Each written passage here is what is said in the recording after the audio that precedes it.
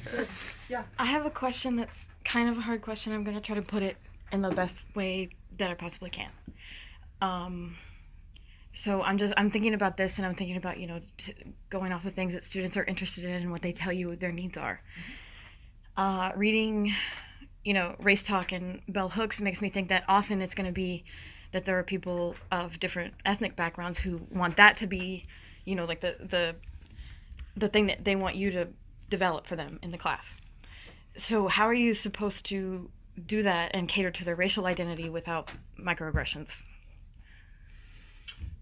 If that's what they're specifically asking you to do. Like in the instance of Bell Hooks, she's saying their identity is being ignored. So how do you include it without being stereotypical? Well, asking them is a good place to start. Isn't it a microaggression to ask? If you ask your students, like, so if I hand out an index card and say, write your name down, what are you interested in learning, and they write down what they're interested in learning, that's a great place to start. Yeah, and then the next day so that's not an assumption. Then the next day I, as a white girl, do a history on Black history, like a lesson on Black history, and they're all like, "What the heck? This is not what we wanted." It seems even more condescending than usual. So again, I think you in critical pedagogy there is no one size fits all approach, and as soon as you start thinking about a one size fits all approach, you're like doing the opposite of critical pedagogy. So I think it would be extremely unwise to try to do something that you're really not prepared for. I agree. So teaching critical pedagogy is really a little bit more about teaching being a negotiation rather than something else. So again, the roles are complementary. So the teacher is coming in with certain things, certain areas of knowledge, certain things the teacher is able to do. And the teacher can only realistically do certain things. Now the teacher may be able to expand. Hopefully the teacher is always expanding what they can do and what they're willing to do and what engages them. But if you look at what you're negotiating with the student, it's to what extent are you willing to let their racial identity become part of the class? And so if you pick 30% of the class is going to be about it, or like 10%, or only their assignments are going to be about it seems like whatever you pick would be wrong. I think unless you just let them decide for you. I mean, I guess I'm a little troubled by the notion of a racial identity having power on its own. Well, that seems to be what they're suggesting, is that we need to recognize the racial identity. Like Bell Hooks writes that identity politics. Daryl Wayne Sue writes the same thing, that for marginalized groups it can be a reason, a way to be back, what has fight power back. is the person, not the identity. But they're saying specifically that they want to embrace their identity. And I'm trying to be progressive and a critical pedagogue, and I'm trying to do that, and it seems like that's a trap, a racist trap, to commit microaggressions. That's really how it strikes me. To be like, how can I teach about your people in my class today? I think I want to sort of step back here and just make an observation. Mm-hmm. And this is related to some of the reading that we'll be doing pretty soon. But what I hear in the way you express yourself is a lot of anxiety.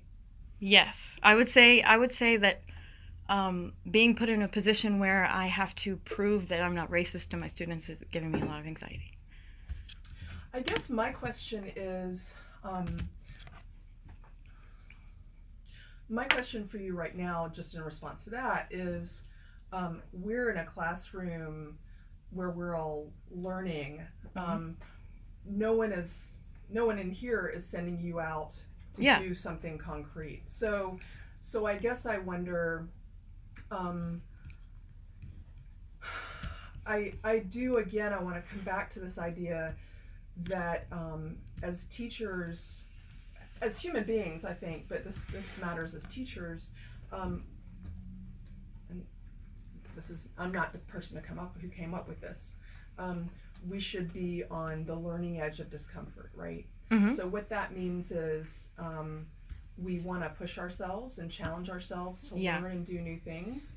But if we're totally out of our comfort zone, probably something bad is going to happen. So it's our responsibility as teachers to know where we are, right? And so that comes back to really where we started with Palmer, which is be aware of your fear. And he says, actually, it's not that fear is bad.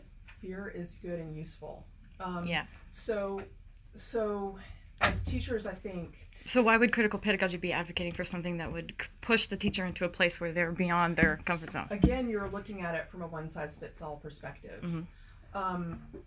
Bell Hooks sets her audience as people who are interested in critical pedagogy and interested in reading and wanting to learn more about critical pedagogy. So I'm trying to figure out like how I could cater to my students' needs if it's connected to their racial identity without aggressing them. Yeah. So again, I hear the anxiety there, and I think one thing to think about is to step back and remember that here and in your readings, you're not in the classroom. I mean, you're not teaching, right? You're here as a student, and you're not going out. You don't have to go out tomorrow, even if you're teaching tomorrow. You don't have to go out tomorrow and do any of this, right? Yeah. So critical pedagogy is certainly about knowing yourself and about learning and about being aware of where you are and being responsible with what you are and are not able to do. That's sort of what I'm trying to do, is not try to like implement this in a way that's not intended. So like how can I implement Wise. how can I offer a implement suggestion? Yes, Like yes, an anecdote from please. something I experienced. So when I was teaching early German Civ, and you had dealt with this too, but in the later portions, there's a lot of talk about the Jewish community in Europe. This is the example I'll stick with. Like you see, I mean, it's horrible stuff. Like there's a statue of a mother pig on a building. It's supposed to be like it's gross. So the point is, I'm distinctly not Jewish. So whenever we'd open up a conversation like that, I'd find a way to say what translates to, in essence, hey, this is what I know. But if you know otherwise, please share. Please tell me if I'm coming from the wrong direction. I want to know. I would never say it that directly, but I'm like, I hear you. Yeah, I totally hear you. If I left them the space, the wiggle room, whether to email me, talk to me after class, or raise it vocally, never had a problem. My concern is the classic thing where it's like, oh, we're talking about the civil rights movement. Let's point to the one black kid in the class and ask him what it's like. That seems like what this is. And everybody that worked at the Bell Hook, I mean, all the people who are any critical pedagogue would say, do not do that. Yeah. Well, yeah, but So I mean, if you think asking. Sue is saying that, you didn't read it well. Well, I think asking, consulting the, like if it was the Jewish example, if I said, this is what I know about it, but I'm not Jewish. If there are any Jewish people here, you're welcome to correct me. That seems... That's not what Daniel said. Not at all. You leave it open, but you don't do that. You don't go that far ever.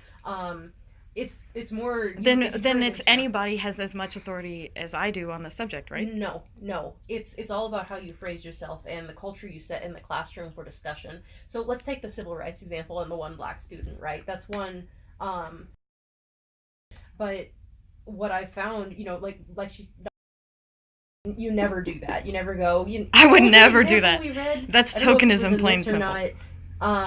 No, it was one of the trainings. It was one of the Title IX trainings. I guess course they're it was. like, Jose is the only... There's something in there, and that was the exact thing the Title IX said not to do, right? So I guess I just don't see how critical pedagogy is keeping us from doing that at all. Then reading it more will help you get more of the nuance. I think what you've got are some big, which is where many of us are, is you've got some big outlines, and so I mean, I've been highlighting. I have quotes. I'm just trying not to take up too much time. I'm trying to like speak generally so that I don't have like paragraphs and paragraphs and paragraphs of where I've read this. Right. So I think what I can say is that is not what it's saying. So keep exploring. Okay. Yeah.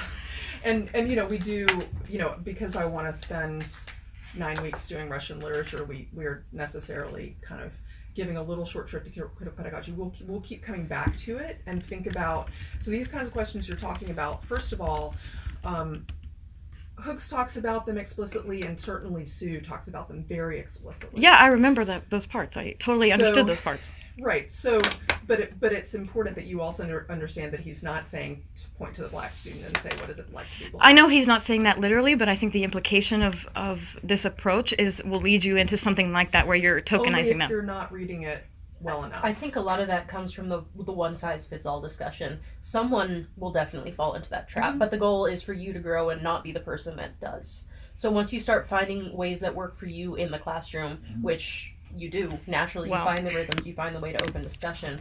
But yeah, that's a fair point. But what I would say to that is that critical pedagogy, the Luke article lays out as its specific goal is the transformation of society and like more equality and less intolerance, less racial tension. Yeah. And to me, it seems like if you practice these things, you would increase the level of racial tension. Bell Hooks talks about after desegregation how things were much worse when she went into the white schools and she felt totally marginalized.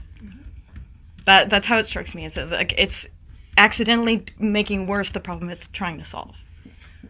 I don't think she would say that that overall it made it worse. She did say that. She said that there was a loss, but she would not advocate returning to segregation. I think she's not saying that they should undo segregation, but she marked it as the point where she felt the most racial pain. Right, but looking at the overall, what she's saying is, even if overall it's a good change, some things are lost. And we know that about change in general in society, right? We can say overall, yes, we agree, X is a good thing. We know that something is going to be lost in the process because change always means that it doesn't mean that every single little detail gets better. I think the changes that critical pedagogy would cause would be much worse than the problems that they're already starting with. Then I don't think you've experienced it enough, and I don't think certainly most teachers I've had don't practice critical pedagogy, and most teachers I know don't practice critical pedagogy. I know some, but I think another question is, and going back to this idea of a sort of politically neutral classroom, which I think we all agree doesn't exist. One of the things that Hooks and Sjw talk about a lot is that when you stop trying to pretend that everybody thinks the same thing, some of the underlying tensions will come to the surface. They would not say that's bad, they would say it's uncomfortable and that learning is uncomfortable, that has elements of discomfort. And don't you think they imply that everyone thinks the same way, the same thing on racial lines? Like they imply that black people think the same way, white people think the same way? no way. No, that's a misreading. I have hundreds of highlights that I'll print them out maybe and Well, I want to just make sure that we get to do what we want to do today. yeah, that's why I haven't been using them. There's been a lot.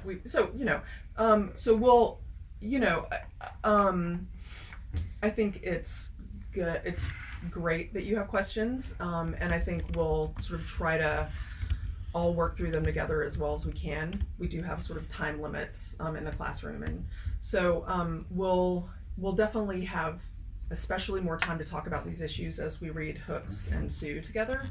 So today is not the best way. I mean, we just don't have as much time today to talk about these issues because we've got some really logistical nitty-gritty stuff to get to. So I think what's going to be most useful is and most valuable for everybody is when we all are reading the same thing together, like the same chapters. That those are times to sort of address specific questions with specific quotes. So I think sometimes it's possible to talk about these things as like generalizations in the air. And I don't find that ultimately ends up being super productive. And also, if people haven't read Hooks and Sjw yet, it's not super, that creates this two-way there are conversation between you and me. So there are parts in Luke that I'm also talking about, like the cultural sort of like redefinition and the Marxist way of reversing power structures. All of that's in Luke as well. It's not specifically racial in Luke all the time. I'm happy to talk about specific passages when it's things that we've read together. I do want to make sure that we get to what I have on the agenda today because that's what we, being transparent, that's what I said we were going to do today. So we'll at least do that. And if we have some more time to discuss some of these issues, we will. But we'll have lots of time to discuss these issues next week and the week after with Hooks and Sjw. And I think, again, I find it more productive when we all have the text in front of us. We can all look at page whatever and say, how do we understand this particular line? That's why I offered I could print out maybe. Like I want to have. No, let's talk about the text that we're reading together. I don't think we need like I meant in the books. future. I meant in the future when we do get to Hooks and But Sjw. we'll have the books ourselves at that point. Yeah, so you don't need to print anything out. Just bring the text that we read together, and you can point to. I mean, all of us want to have time to talk, right? Yeah. But you can say, I see on page whatever that's part of the chapter that we've read, and we can all look at it at the same time, right? So being, sharing the text that we're talking about is kind of working from a shared text that we have in front of us is usually the most productive that we've all read. So let's do that when the time comes. All right. So, yeah. So one of my biggest goal for today was to figure out how y'all are going to be graded. Which is specifically to say, I asked y'all to start thinking about some of your goals for this class, and and we can think about how to fit those in with the kinds of overall aims that I have for y'all in the course, which are more or less implicit in what I wrote in the syllabus, but we can talk more about that. And I'm definitely assuming that different people want to sort of emphasize different things in their grades. So actually maybe one thing to do this is just to sort of write up, we can think of sort of like grade categories and learning outcomes, and those they may end up being in two different lists, but because they're probably not going to totally overlap. But what are things you can imagine being graded on in this class?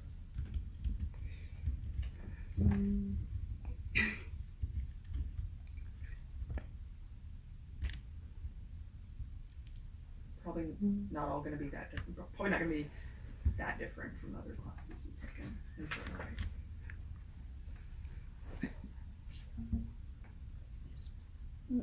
I don't know, maybe focusing on critical pedagogy in our responses and on that part.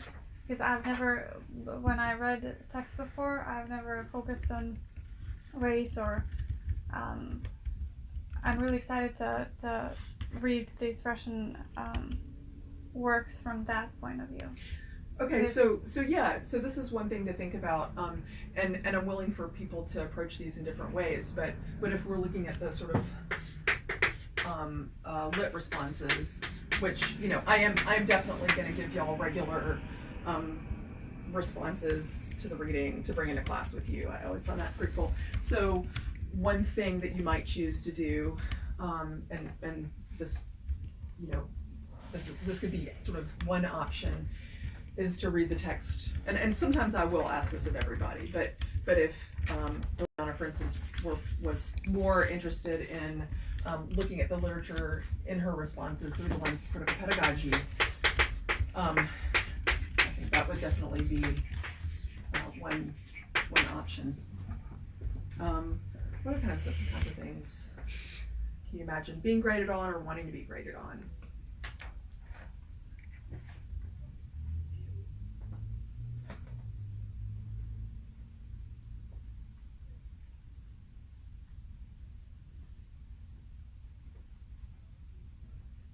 So I'm curious about the silence. What is that coming from? I'm just not sure what to offer. I mean, the syllabus, says we're doing the responses to grades there, participation in class.